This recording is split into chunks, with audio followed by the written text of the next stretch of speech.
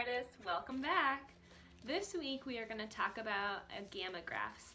Agamographs are a double picture, so from one perspective you see an image and from the second perspective you see a different image. I drew emojis for my example. So as I turn this, I see something else. I'm going to get you started with materials and then I will show you how to make your own agamograph at home. For your agamograph, you are going to need a pencil, a Sharpie, an eraser just in case, some glue, a pair of scissors, and paper. You need one sheet of 8.5 by 11 computer paper. And then for your two small pieces, you're just going to take one piece of computer paper, fold it in half the short way, and then cut that down the middle. So you end up with the two small pieces.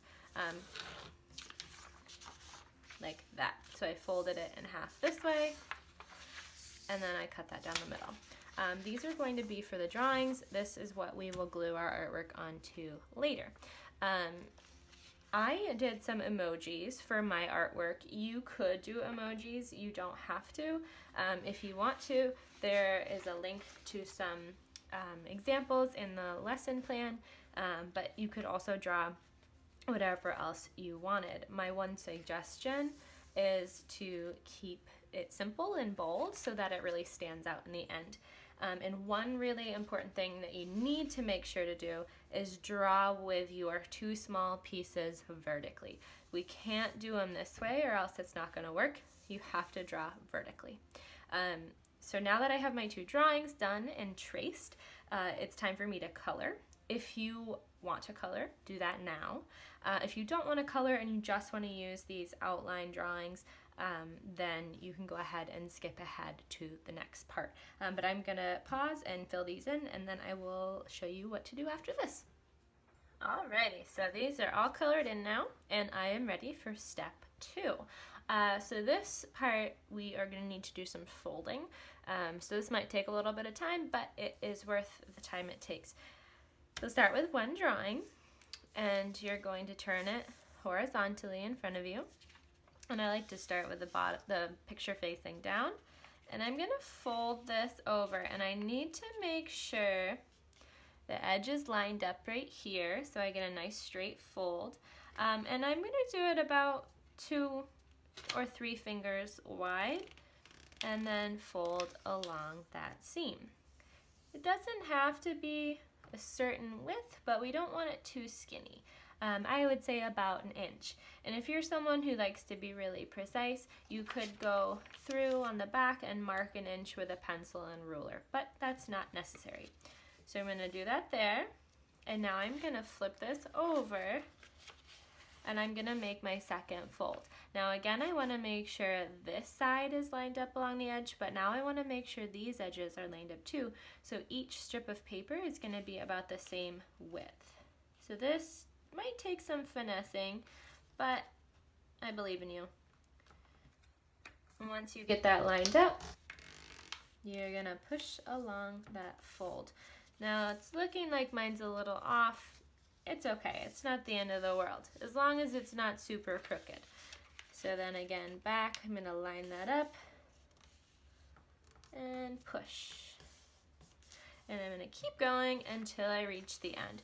Now since I didn't measure, I don't know if this is going to be, the last one will be the same width.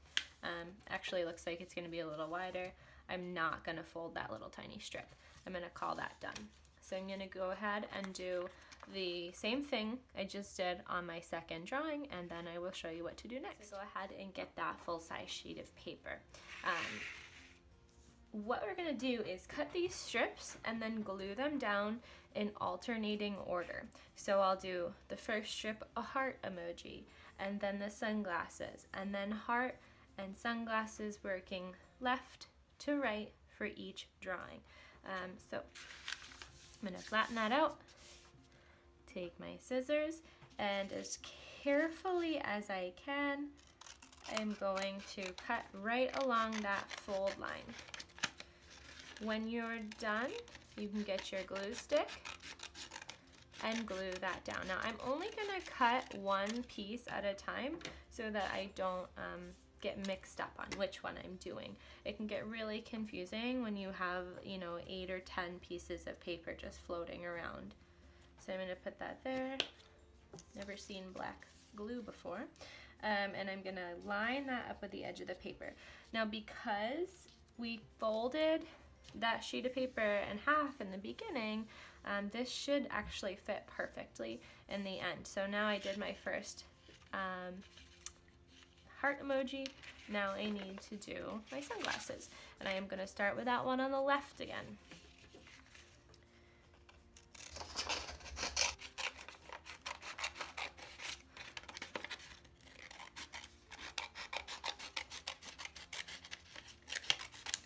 Make sure you're cutting as straight as possible. If things are a little wonky in the end, that's okay. It's still gonna work. The most important thing is that our drawings are strong, and that will make the picture look fantastic in the end. Now it's gonna look a little crazy before it gets good, but I'm gonna go ahead and keep working through this, and then I will show you what to do after you're done cutting and gluing.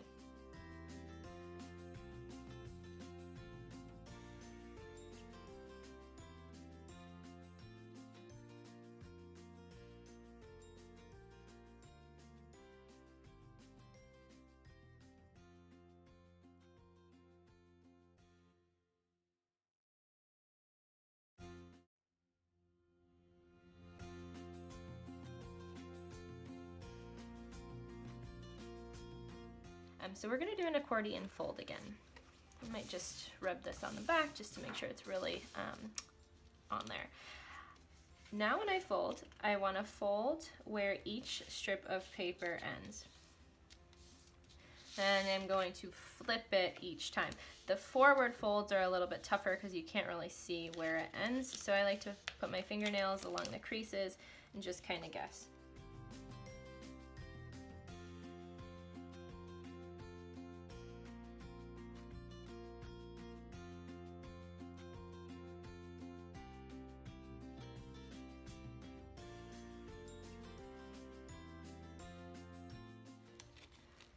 View here. So this is my heart emoji, and as I turn and look from a different perspective, I have my sunglasses emoji. I love it. I can't wait to see yours when you're done. Remember, you don't have to do an emoji. You could do something that's you're interested in. All right, well, I hope you had a lot of fun with that. I know I did. Remember, when you're done, to reflect in your digital learning portfolio, either in words or try adding a video. You could try to capture your Agamograph in motion, but if you don't want to do that, you could just do 2 different pictures, and that would be great too.